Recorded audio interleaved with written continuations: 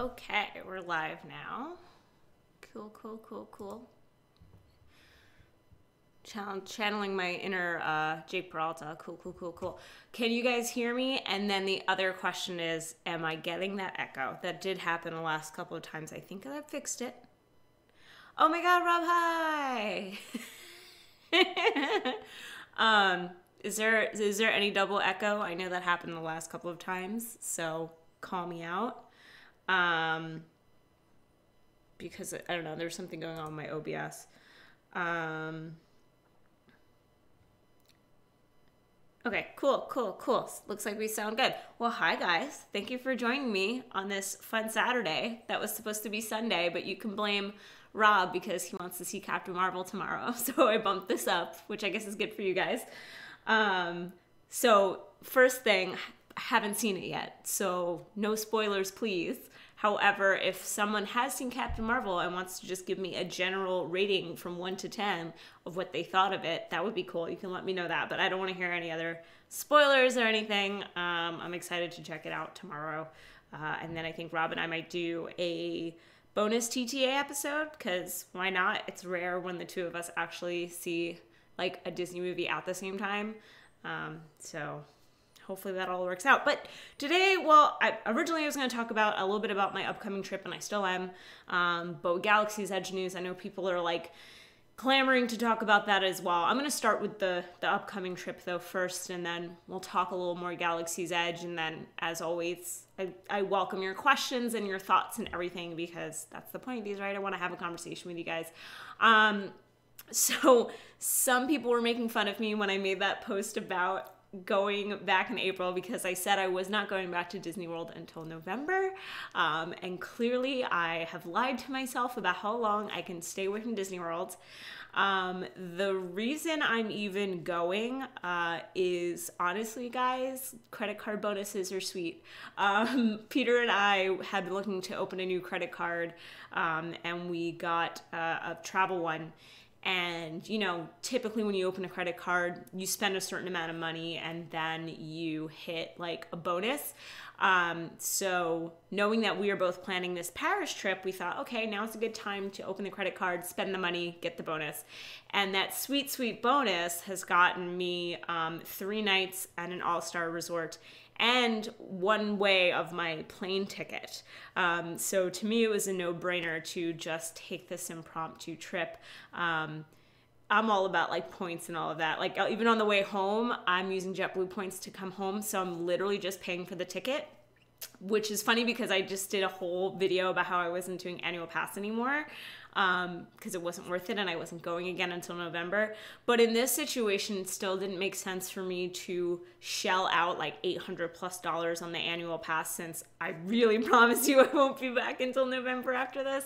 And when the rest of the trip is basically covered, spending like $400 on a ticket was easier to kind of swallow. So that's why I'm going. Yay, credit cards. Not that I say go run out and get a new credit card. I feel like that's a very, you should think about that before you do that.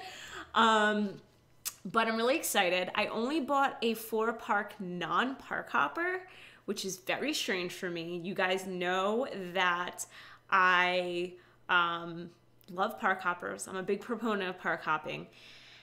But I don't know if it's going to even make sense for me on this trip, because I literally just have 4 days. I'm flying down on a Monday, early in the morning. My flight is 7 a.m. I'm going to regret this. I know this already. And then I fly out late on Thursday. So I thought maybe it does make sense to not park hop and dedicate 1 day to each park, but I haven't done that in years. So I think it's going to be a really interesting experience for me. I wonder if like a day in I'm going to cave and just upgrade to park hoppers. And I'm also going for Hollywood Studios' 30th anniversary, which is May 1st. So I'm doing a full day at Hollywood Studios, which I guess is kind of weird to some people because a lot of people still feel like it's not a full day park. But I will be doing a full day there. I'm excited about what they're going to do. I feel like they haven't really put out a lot of details yet, which is kind of odd. There's definitely like banners going up, and obviously that night they're going to be premiering a new nighttime show, but I feel like there's been no other details about like the day of 30th anniversary yet. I'm sure there's gonna be cool merch and stuff. If there is, I smell another giveaway for you guys, because if they have exclusive day only merch, that's gonna be really awesome. Hello to all the new people. Super Enthused, I'm so happy to see you here. Jackie and I, if you guys don't know, Super Enthused Jackie, her channel is fantastic. We talk so much through the interwebs, but we've never actually met up. So we are finally going to meet up the next time that I'm down there. We're trying to make it happen. Gonna be meeting up with a few different people, hopefully Jack from DSNY. It's gonna be a really, really exciting trip. But yeah, I feel like I just want all the details on the 30th anniversary. Like, what are they gonna do? There's gotta be like day of special stuff. So I guess we'll see. I actually was laughing with Rob the other day because I was looking at the touring plans card calendar, and for that day, Hollywood Studios, they have it as a 1. And I'm like, it's the 30th anniversary, like people are gonna go, so, you know, take that with a grain of salt. Kevin Gardner says, honestly, I've never used Park Hopper. I always just do 1 park per day, so I think you'll be fine. Yeah, it's just a weird concept for me. I feel like I'm a person who's like always running around and always trying to make the most of my time.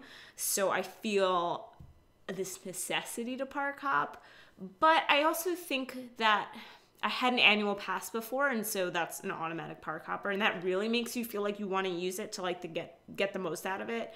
I think now having this 4-day that I bought as is kind of makes it like, it kind of gives me less pressure to feel like I need to get the most out of a ticket, you know. And I don't know, adding park hopper is like an extra, I don't know, $75 or something. So I don't even know if I want to do that. Like I said, I'm trying to make this like the cheapest trip ever. So yeah, I'm really, really excited. It's so soon. So April 29th to May 2nd.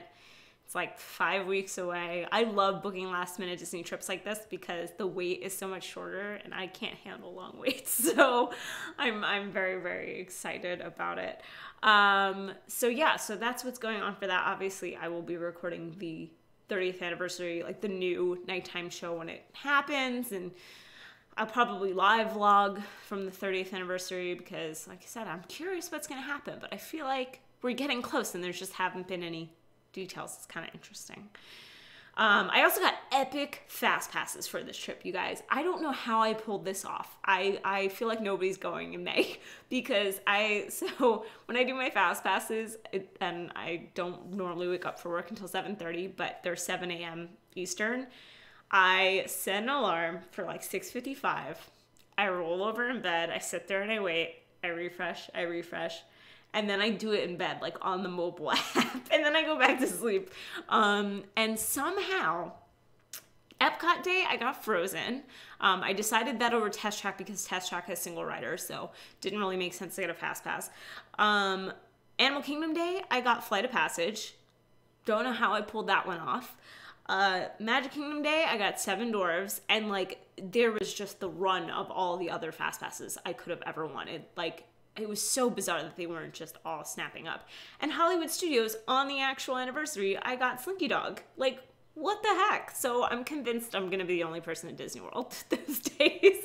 It was just unbelievable how many fast passes were available and how easy it was to get those, and then everything else, there's just tons of times for everything. All of the mountains, like, you know, eventually you see those kind of like snap up, like at least the morning slots. No, it was like everything was just good. I think by 7:04 I went back to sleep because I got everything I wanted. So let's see. Rob places Lightning McQueen's Race Academy. Wait, is that supposed to be opening on the 30th? Do we have a date for that? I know that they put out some like imagery of like what it's gonna look like, or like, I don't know. People were talking about like, is Lightning McQueen gonna have actually articulated face? Is it gonna be projected like Radiator Springs Racers? Like, what is that ride show? I don't even know what to call it. It's a mystery attraction.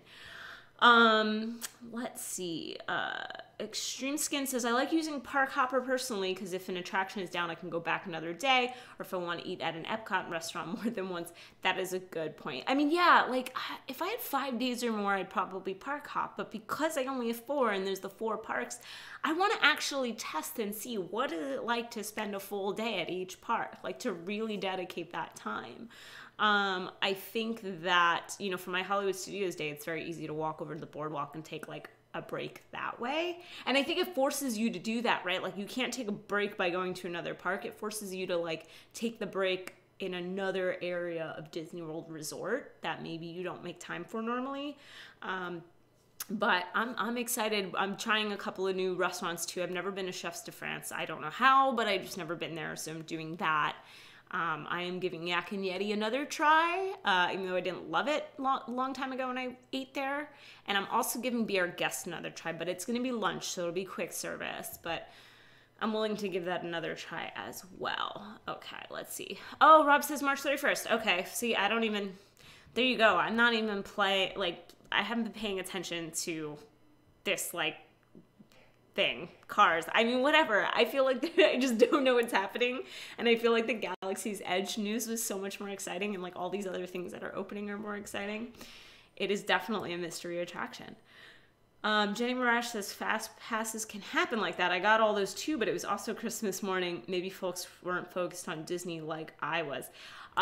Yeah, I mean, that's actually kind of neat that your 60-day was Christmas or 30-day, depending on if you're on property or not.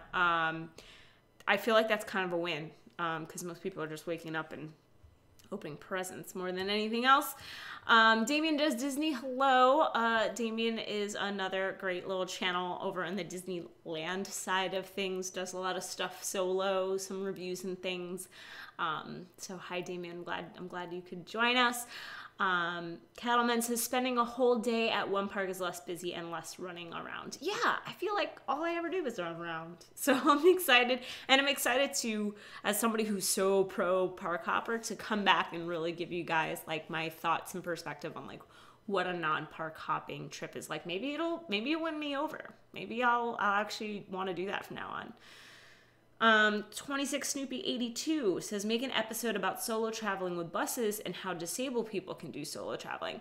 That, first of all, I think that's a great idea. I have traveled with a friend of mine who is disabled, and you know, he goes to Disney a lot, so I'm sure that he has a lot of advice on that whole thing. So yeah, I can definitely cover that because Disney does really great things with handling that. They have disability passes that help with waiting in line. There's a lot of things that Disney does to make it really great for people who might need some extra help. So I will definitely do a video on that. That's a great idea. Christian Rodriguez says, are you planning on being at Disneyland while at D23? Good question. Rob and I are still trying to figure this out. With my upcoming trip in September for Disneyland Paris and just Paris in general and London, I don't know. You know, we definitely are doing all of D23, and I guess it's more of like a financial thing. Like, I don't know if it makes more sense for me to just pass on Disneyland. Like, a part of me wants to because Galaxy's Edge will have been open already for a few months by that point. I don't know. I'm still up in the air of like how long I'm actually going to be staying after D23. So I don't know. I mean, when I figure it out, I will definitely let you guys know. Our Nerd Venture says, my husband and I just did one park a day our last trip. Animal Kingdom ended up being our best day. We didn't even step foot in Pandora. Gasp. Animal Kingdom, I'm kind of bummed because I made it my last day of the trip, which means that I actually don't get a full day there. I'll probably have to leave like 3 or 4 p.m. to catch my flight. So, I mean, that kind of bums me because I love Animal Kingdom at night so much. But I'll have 3/4 a day there, which is good. Traveling Soldier says, kind of cool news. National Guard is going to take over Disneyland in Cali at night, I assume, for some sort of anti-terrorist training. Where did you hear that? That's so interesting. I mean, actually would make a lot of sense though too, right? That's really, really interesting. Hi, Bill P. Thank you for joining. I read a blog post that said buses are great for solo traveling. I totally agree.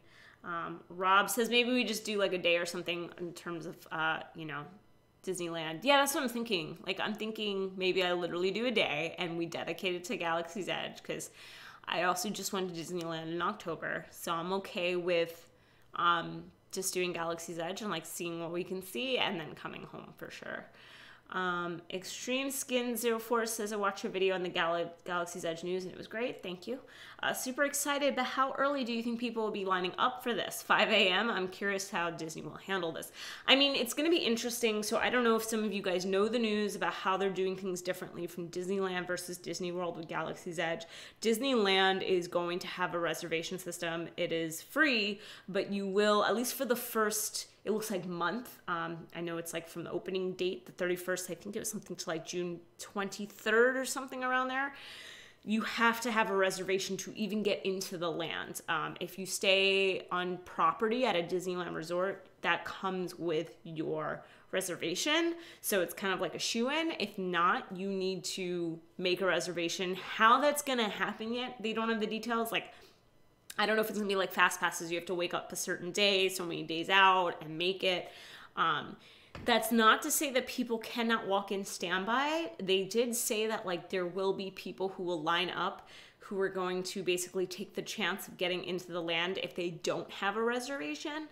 But again, that's a chance. And yes, I imagine those people are going to be lining up very early. Like, I think this is going to be bigger than anything that we've seen in a long time because it is Star Wars. It has decades of history and fans. This is not Pandora, which for, the fact that I feel like a lot of people were like, yeah, that movie was okay. The land still did amazing. Now you're taking so many fans who love these movies and books and video games and the universe, and they're going to this land, like, it's gonna be nuts.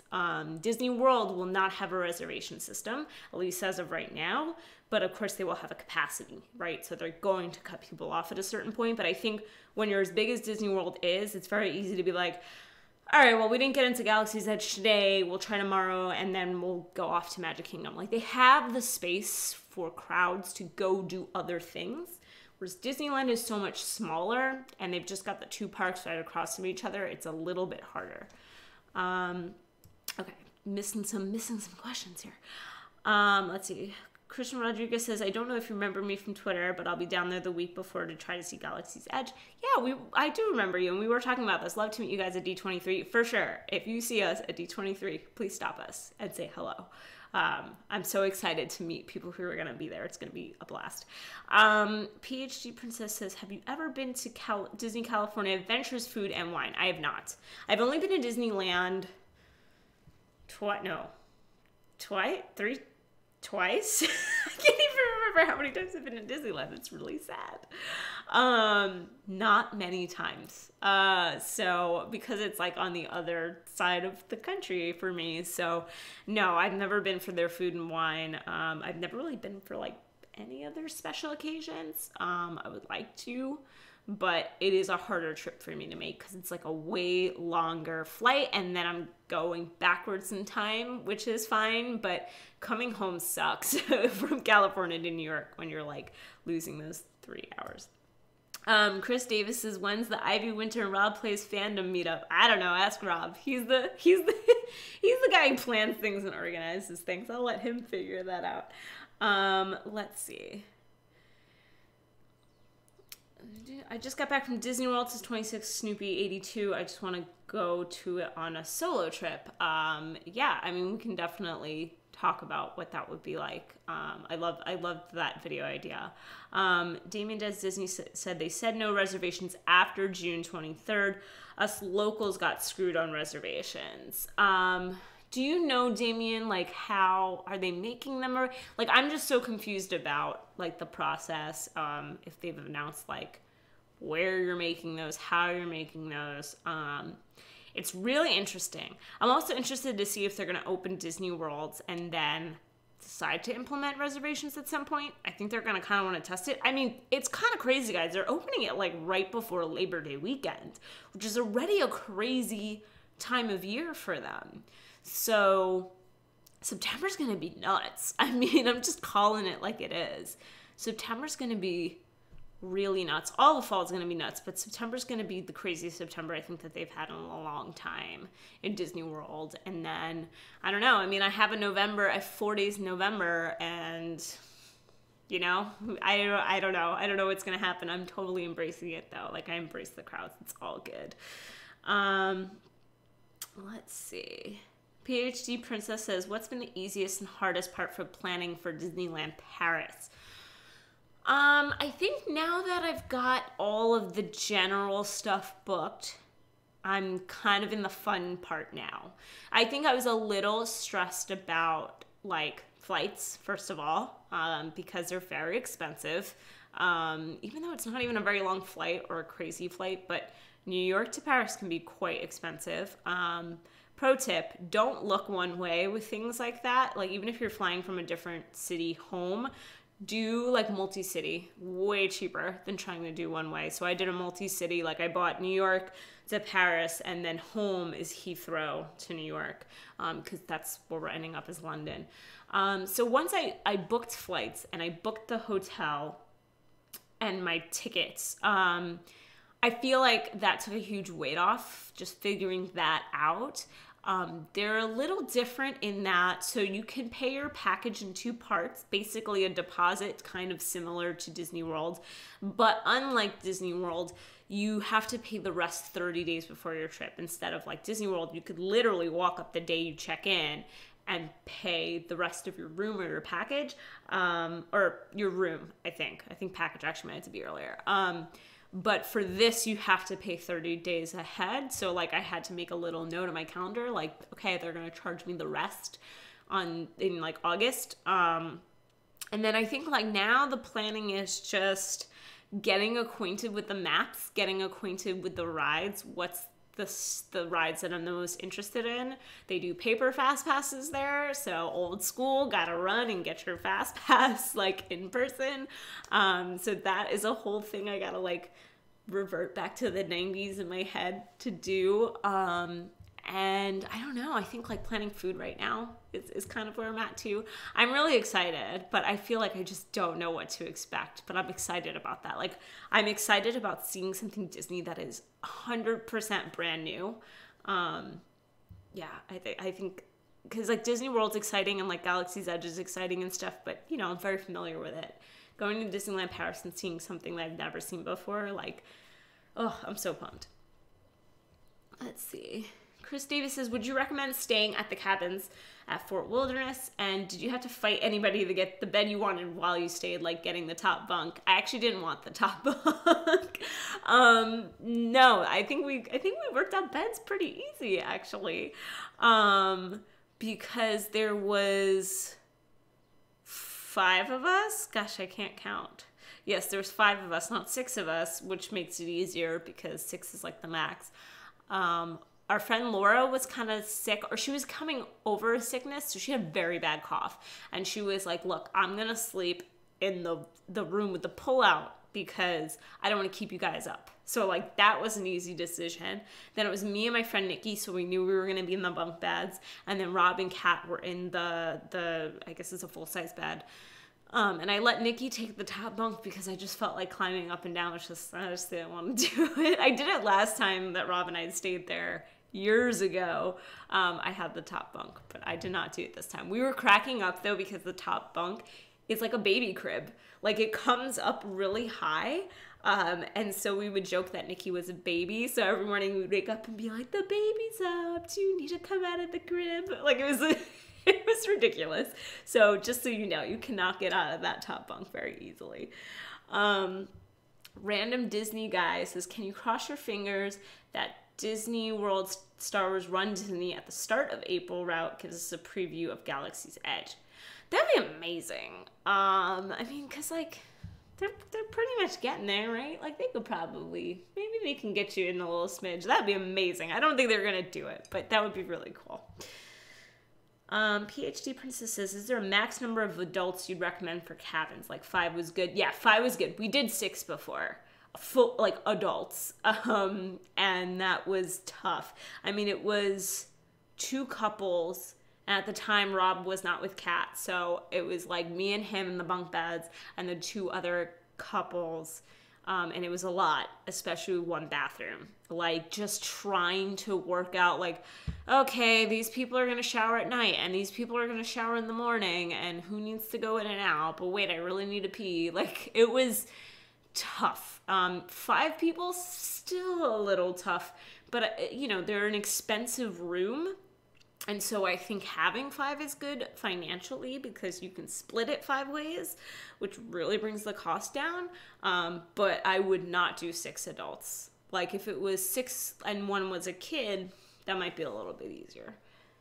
So I'm drinking my coffee. If you guys, this is like old school. Like, they still have these, but they keep updating the designs. This one's from like early 2000 or something. I don't know. Let's see. 26 Snoopy A2 says, how about a solo trip to Busch Gardens, Universal, and other amusement parks? I haven't done that yet, but I've been thinking about doing a solo Universal trip. After our last Universal trip in January, or like the Universal day we had, I'm curious to add that to a trip sometime in the future and do like 2 days Universal by myself. I really want to know what that experience is like. Is it similar to Disney, better, worse? So that's definitely something that I want to do. Let's see. Damien Does Disney says, from what I understand, we're going back to Galaxy's Edge. It's first come, first served after June 23rd. Not sure if they will still have a reservation system after that. I hope they will, because it will be total madness. I think it's going to be madness for like a year more. I don't know. It's going to be crazy. I mean, look at Pandora. Flight of Passage, over the holidays, obviously, was nuts, those waits. But like, even on a regular day, any other regular day, it's like 3 hours. And that's been how long now since that's come out? Over a year? And to my point earlier, Star Wars is so much bigger and like attracts so many more people. So I think we have a lot of months of there being long lines, but maybe with things like 50th anniversary and Disney World and stuff like that, they can offset. I worry about Disneyland. I really do. It was packed when I was there Columbus Day weekend. I can't even imagine how this is going to affect capacity because the parks are so close together and it's not the same sort of thing. So we'll see. Coolness06 says, I think I'll wait for Rise of the Resistance to open before seeing Galaxy's Edge. Instead, I may plan a Disney World summer trip. I've only been to Disneyland before and I want to see Illuminations before it ends. Oh my gosh, do that. Illuminations is wonderful. And I think if you've never seen it before, it's going to be really, really cool. You should definitely catch it before it's over. I'm really excited that I'm going to get to see it again. I thought that January was like my last time, and I'm excited that I'll get to catch at least one more time. There is a part of me that would love to book like a very quick 2-day trip whenever they announce the last Illuminations day. Is it realistically going to happen? Probably not. But, I feel like some people, there's certain rides, there's certain attractions and things that they loved so much that they made sure to be there for the final day, like, great movie ride and all that. I feel like for me, Illuminations is that thing. So I don't know. Maybe we can make it happen. It'd be like a crazy 48-hour trip, or maybe 72, so I could see last Illuminations and then the new Epcot Forever temporary thing that they're gonna have. Steve Corbett says, I just watched Rob and Kat finish their cruise. Have you ever been on one, and would you consider going on one? Rob has been all the time. 2020. When are we doing 2020 cruise? They're so expensive. I feel like that's the thing that's really scaring me. And not scaring me, but it's a lot of money. It's a lot of money to spend for less amount of days than being in the parks. At the same time, it would be a brand new experience, and I really do want to experience that. I've been on a cruise before, years ago. It was Holland America, and I loved the cruise experience. So I feel like if you combine that with Disney, I would love it.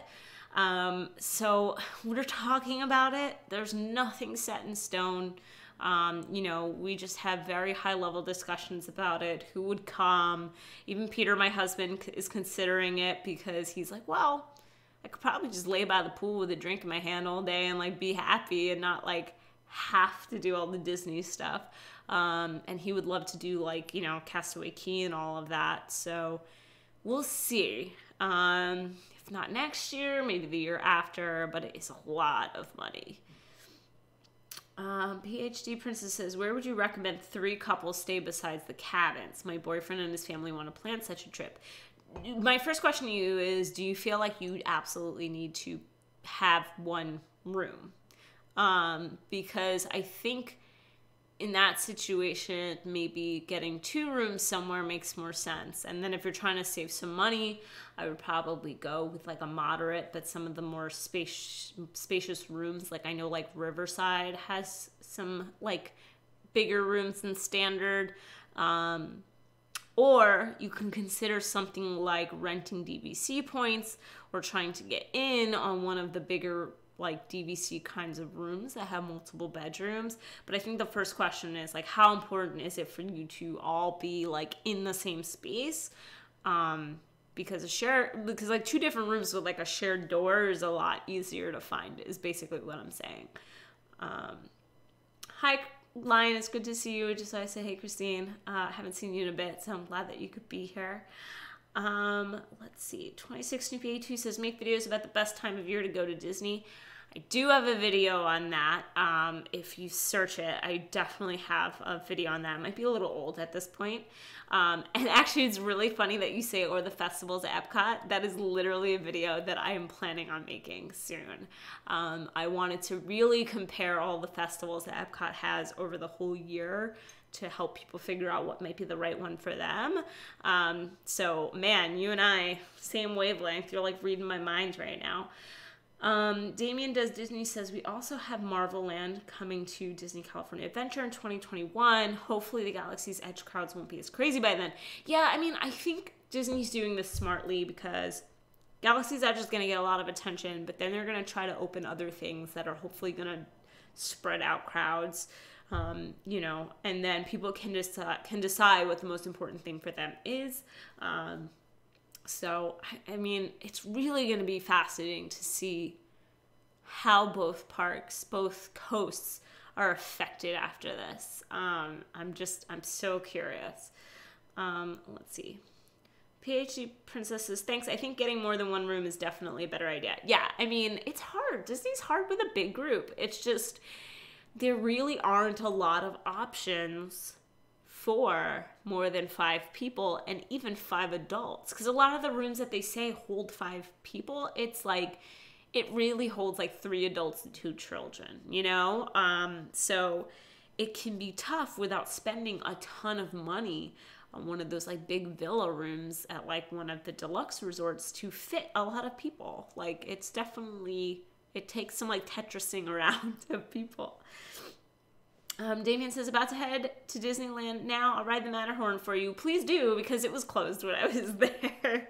So please get on that ride and just thank Christine, I'm here for you right now. And then I'll get that message. I'll be like, thanks, Damien. Have a great day at Disneyland, Damien. Thank you for joining us. Rob Fuzz says, definitely tough, definitely not 5 adults. Yeah, I think, because there's always those weird pull-down beds, and then you're like, oh, it sleeps 5, and then you pull the bed down, and it's like big enough for a toddler, basically.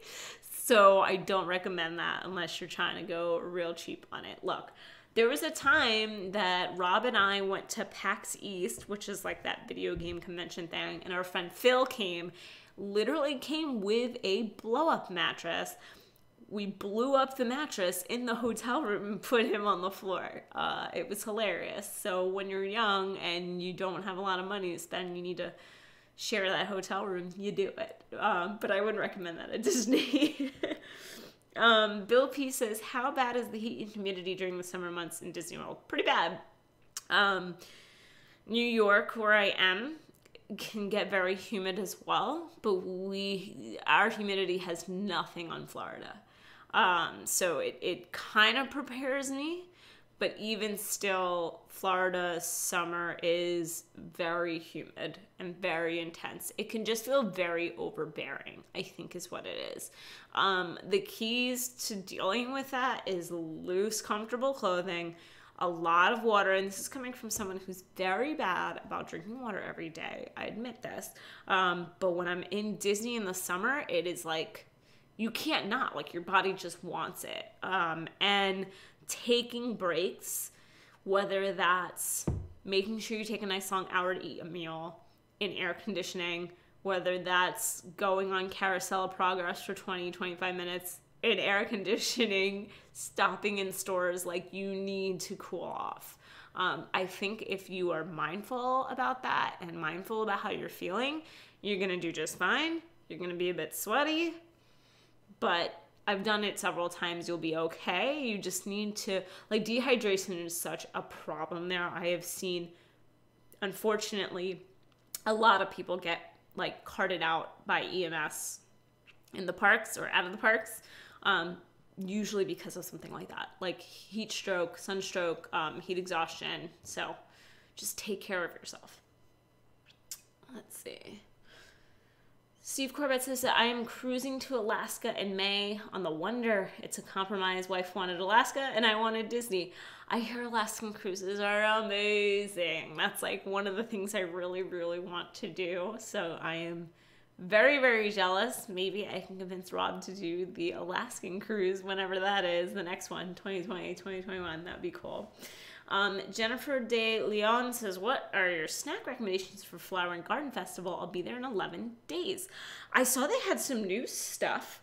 Hold on. I'm going to pull up the menu right now because I was actually looking at this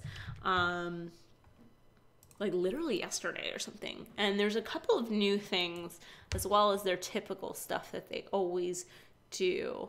Let's see. Yeah, there's a couple of new kitchens. Ooh, one that has lobster tail. I don't know if you like fish, but that sounds really good. But I will say that I do really like, I wonder if they have it this year. They do. There's like this cobbler, this honey cobbler drink at the Honey Bistro. That's really, really good. They also had yes, here we go, the cheesecake. The cheesecake that has like a honey on top of it and like lavender and stuff is really good if you want something sweet. I had that last time. Let's see. And then there was something else that was really, really good that I loved last year. Oh, the crab and cheese wontons from the Lotus House was really good. If you're like into that kind of thing. They were really, really good. I did not have the potato pancakes in Germany, but I also heard those were delicious. Yeah, I like Flower and Garden the more I go. The first couple of times I went was actually kind of by accident. Like, I wasn't planning on going for Flower and Garden. It just happened to be there at that time. It's like a mini Food and Wine, except not as crazy. Like the first day or the first weekend it's open, yeah, it's crazy because people love to go for the openings of those things. But it is not consistently as wall-to-wall crowded and doesn't have as much food as Food and Wine because obviously like Food and Wine, that is the focus. But it's really nice. The little gardens that they set up are so cool. I love the like butterfly garden that they set up. Like you can walk through a cool little butterfly garden. That's great. Yeah, it's really grown on me. I really like it. I'm not the biggest fan of like some of the bands that they pick for that, but like I looked through them this year and I was like, I have not heard of any of these. But I think it's like a really cool way of like getting kind of like a taste of Food and Wine without actually going to Food and Wine. So let's see. PhD Princess says, I may consider the air mattress idea. You didn't get it from here, is all I'm saying. Stephen Thomas says, hi, I'm visiting Disney World solo in May from the UK. I wanted to say how helpful your videos on going solo have been. Well, I appreciate it. And also, if you are a UK person who goes to Disneyland Paris a lot and have any tips that you can give me, I would love that because I don't know what I'm doing. PhD Princess says, would it be crazy to plan a late September Disney World trip right now because of Galaxy's Edge? Would October or November be better? Honestly, if like you aren't dying to go and get there, but you do want to see it, do October or November. I think September is going to be crazy in general. I think there's going to be a lot of people who are going to want to go in that first month. And then you've got like vloggers and YouTubers and all of those people who are going to be there as well, trying to like be some of the first there. if you can do October or November, I would do that instead. JD Loach says, love you and Rob's videos. I always get so excited for an annual Disney World trip when I watch your videos. Thanks for sharing. Thank you. I appreciate that. When is your annual trip? How long do you go for? I'm curious. Steve Corbett says, my first cruise was also Holland America. I was skeptical but loved the experience. I went with my mom and my grandma, which was really cute, actually, the three of us being on a cruise together, and loved it. I absolutely loved being on a cruise, but that was, God, over 10 years ago. So I definitely need to get myself on another one. My husband's a bit skeptical too about cruises. He isn't sure he's gonna like it. I'm 100% sure he is. But I just know him and I know his personality and I know what he likes to do. But for some reason, he's still unsure about it. Hello, Disney World Adventures. Thank you for joining. Thank you, Christy's Corner, for joining. It's good to see you guys. Christy's Corner says we're going Thanksgiving week, expecting it to be crazy. Yeah, you can maybe talk to Rob about that. Wait, no, I think he went in December, though. I don't know if he was there for Thanksgiving. I don't know. It all seems like madness to me. I'm terrified of the parks during the holidays, so bless you people for going. Coolness06 says, what's your limit for Flight of Passage standby? I want to see the floating Navi animatronic, which is only in the standby line. Flight of Passage is the one ride at Disney World that I'll be really disappointed if I miss. I mean, yeah, it's the best one on property. I know that's totally subjective, but I'm just putting it out there. It is the best ride. My limit so most rides in Disney World, my absolute limit is usually an hour. If I'm with people, 90 minutes, because I feel like if I'm talking to people, it's not so bad. Flight of Passage, I think I'd be willing to push the 2 hours, but that's a lot. That's a lot of time to sit or stand and wait for a ride. So my advice to you would be to try to go early. I say that to everyone. Just try to rope drop. You don't have to get there crazy early. When I rope dropped, I did it 40 minutes ahead of time. And I waited, I want to say 65 or 70 minutes. From starting the wait to actually getting off the ride was 70 minutes. And I had already done it once, Fast Pass, but I wanted to see the queue like you. And I was able to walk right through most of what I would consider the more boring queue, which is in the caves. I mean, there's just not a lot to look at. And then walk through to the science area, and that's what you're interested in. And yeah, I would say I waited about 70 minutes. So I just think waking up early is the best way to do that and to see the whole thing. Rob says Cat was there Thanksgiving, can confirm was madness. There you go. Disney World Adventure says, I will be in Magic Kingdom when Galaxy's Edge opens. It's probably the safe way to do it, right? Just be in the other park. Let's see. Extreme Skin 04 says, why do people put themselves through torture of going Thanksgiving or Christmas on top of having Galaxy's Edge open? You must love the pain. I mean, for some people, that's all they've got. I feel like you don't always have all of the options of vacation time all year round. Some people do. Some people have more flexibility. Some people don't. Sometimes you're going with so many people that you need to go at a time that it lines up for everybody. And everyone's always off in the holidays, right? So I think when you think of it that way, it's just sometimes it's either that time of year or not at all. And to those people, going is better than not going. So Rob said, I will say though, Christmas week was the only time where it was so bad that it actually killed the fun.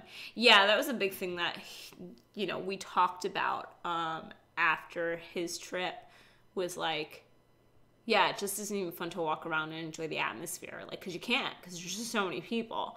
Can't find a quiet spot, can't, any of that. So,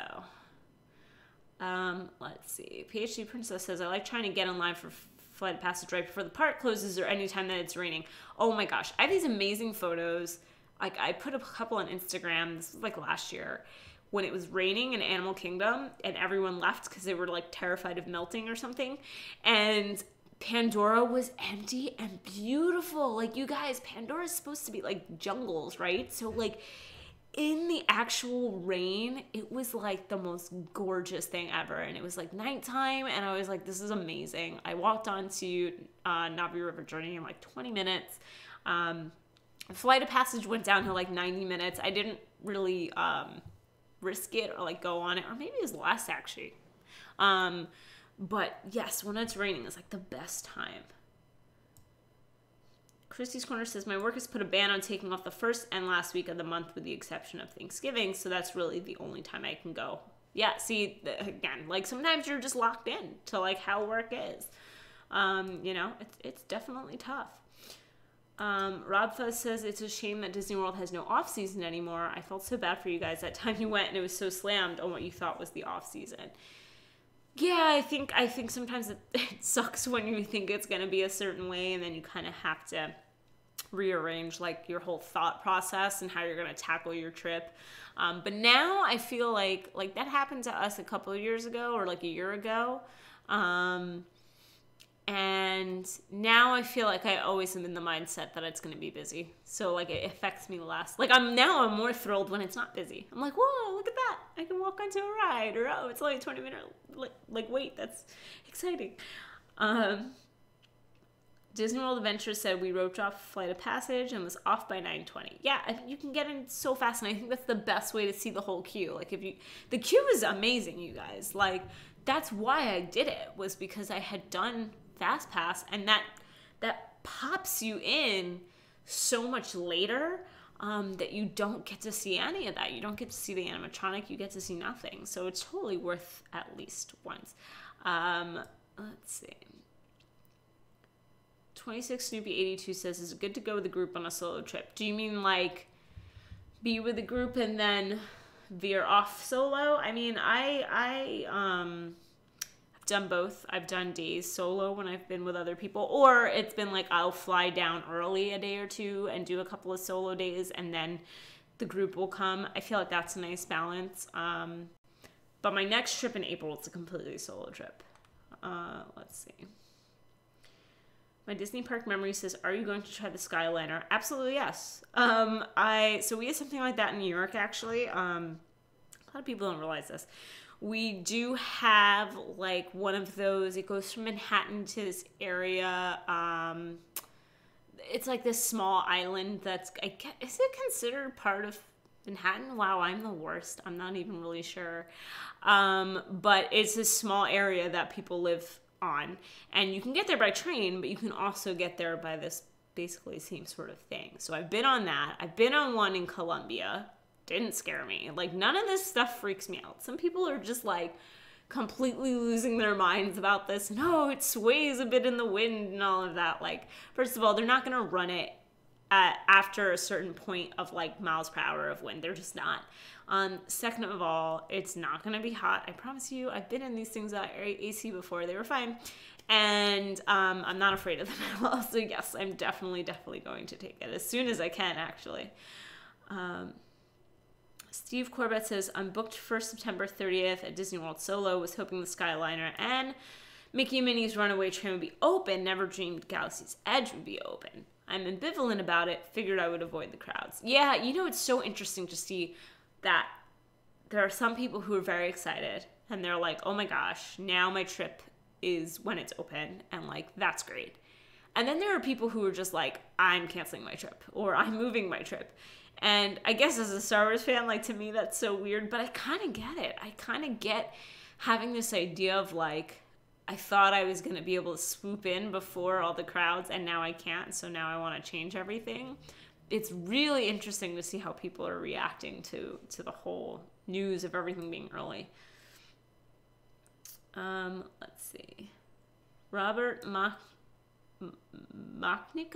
I hope I said that right. Imagine the people who were planning on going before Galaxy's Edge. Now it's going to be so much more fun for them. Or maybe they wanted to get there before all the chaos. Right. Yeah. No, I mean, if you go to the video I made that I put out on Thursday, you will see dozens of comments of people who said, like, I'm really upset and I'm changing my trip or I'm canceling my trip. So yeah, there are definitely people that feel that way. Let's see. Krista MP says rope drop, flight of passage, an hour and a half before park open. How early? I did 45 minutes. Man, I like sleep too much. I cannot get to a park an hour and a half before opening. If you can, kudos to you. If you do that, I guarantee you will be on and off that ride in like 20 minutes. I could not do it. And this was like 2 or 3 months after Pandora just opened. And I only did it about 45 minutes early, and I was fine. I got through in like a little over an hour.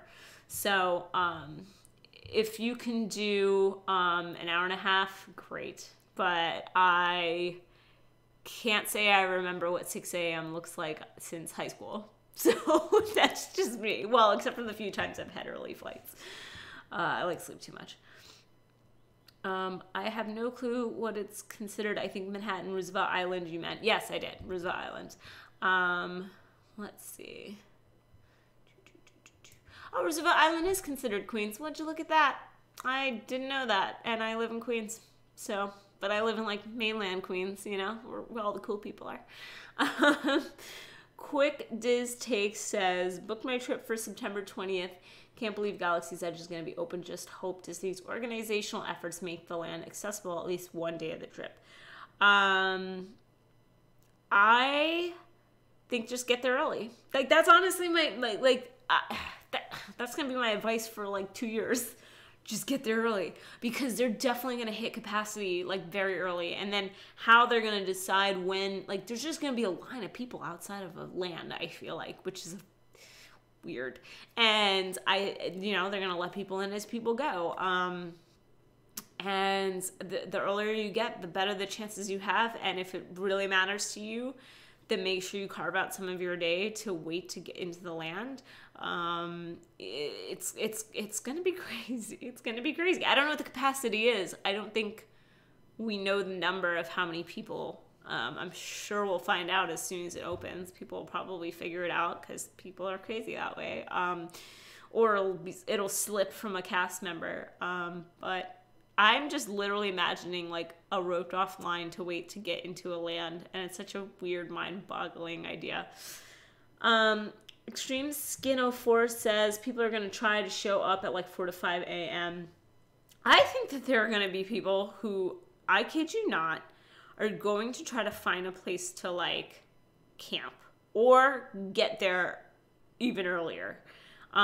Star Wars fans are hardcore, man. Like, I feel like we are going to see a handful of people who will show up as early as Disney will let them. Let's just put it that way. It's going to be crazy. People are Star Wars crazy. Oh, yes, they are. Rob Fuzz says, I don't think they know the capacity yet. People are lined up now. Haha. Yeah, well, they've got a lot of days of waiting ahead of them. Christy's Corner said that's what happened with Toy Story Land opening day. Yeah, I mean, and then look at that land even, like, no offense. I think it's fine, it's cute. It's not an amazing land or anything. Granted, we all didn't really know what was there, I guess, at first.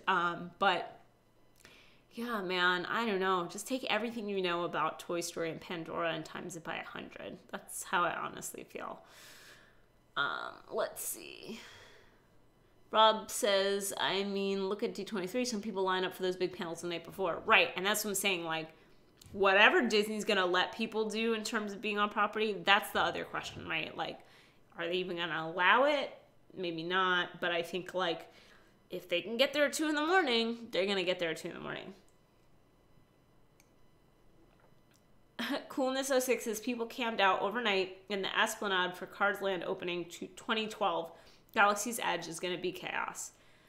There you go. Where are they going to camp out, though? Like, and is Disney going to be like, do they care? Like, if people camp out outside of, like, Hollywood studios, are they going to be fine with that? Like, I don't really know how that works. The PhD Princess says, what kind of atmospheric entertainment interactions are you most excited about for Galaxy's Edge? Like droids, something like the Heart Players and Harambe.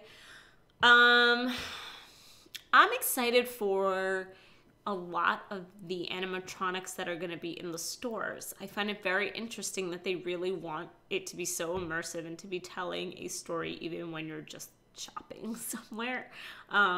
That's going to be really, really interesting to me. You know, it's interesting that some people were calling out that the original artwork had roaming droids, and then when they re-uploaded it recently, it was like there were none. That's not to say that they're not gonna do it. But it's interesting. It might not be something that happens like opening day, but that would be really neat. They gotta have some sort of roaming something. I mean, they've got like that guy in the big mech suit and like Pandora, right? They're definitely gonna have some sort of roaming entertainment like that. I think, honestly, this is gonna sound really nerdy, but one of the things that I'm really excited about is the music. Like, first of all, I think it's amazing that John Williams scored an original score for the land. I also think that it's like going into, if you've been to the Wizarding World of Harry Potter, hearing the music from the movies all around me was pretty amazing. I am a much bigger Star Wars fan than I am Harry Potter. And I feel like hearing that around me, whether original or music that I recognize, is going to be amazing. Like, and that's such a weird, geeky thing to be excited about, but I can't wait for that. I can't wait for what does the music and the audio sound like? What are they going to pump through sounds of like speeders and hover cars, kind of the way that we hear sounds in Pandora, right? Like, that's something I'm excited for. Let's see. Wilfred L. Velo says, in your opinion, how long before Disney starts to charge for Fast Pass privileges? How long before Hollywood Studio eclipses Magic Kingdom as the most expensive park per day to visit? That is a good question. It'll be interesting to see how park ticket prices go up for Hollywood Studios. I don't think it'll take very long after Galaxy's Edge opens.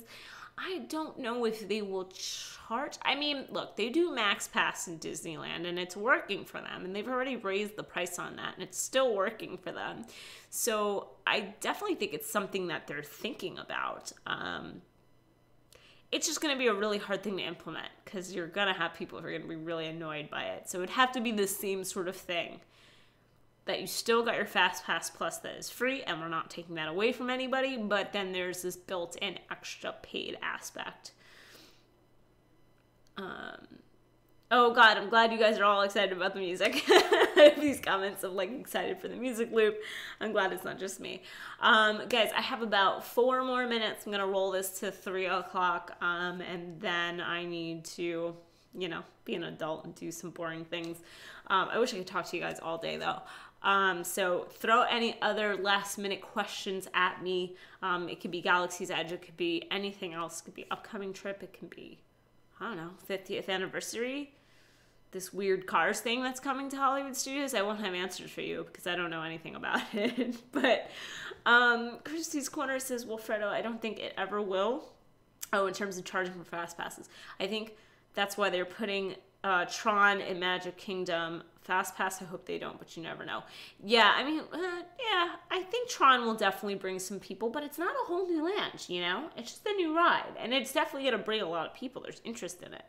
But I think Star Wars is really going to change things for Hollywood Studios. I even said that it's likely going to make Hollywood Studios my favorite park, like just by virtue of having Star Wars there.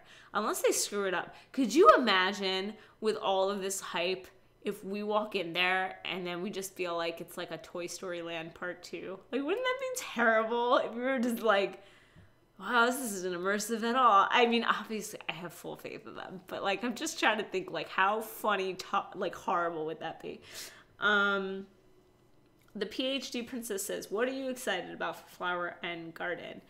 The food and the butterflies. I don't know why. I just really like the butterfly garden. It's very peaceful. It's a nice, peaceful thing to walk through at a very crowded park. Coolness06 says, favorite part to visit on your travel arrival day? Epcot.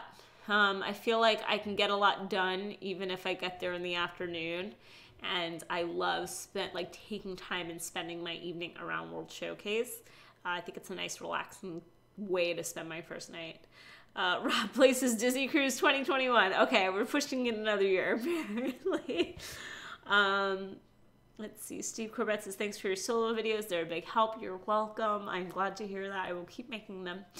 PhD Princess says that would be a great topic for the podcast. What parts of Galaxy's Edge most likely to go wrong? I like it. Rob, note it. We need to make that a discussion in the future because my brain's already working around this.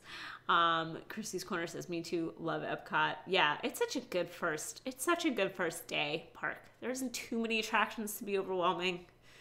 Illuminations is a great way to end your first day. It's a good one.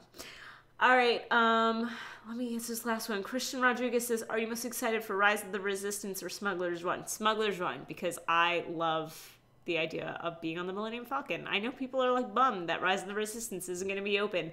I think Smuggler's Run is going to be awesome. I'm really excited.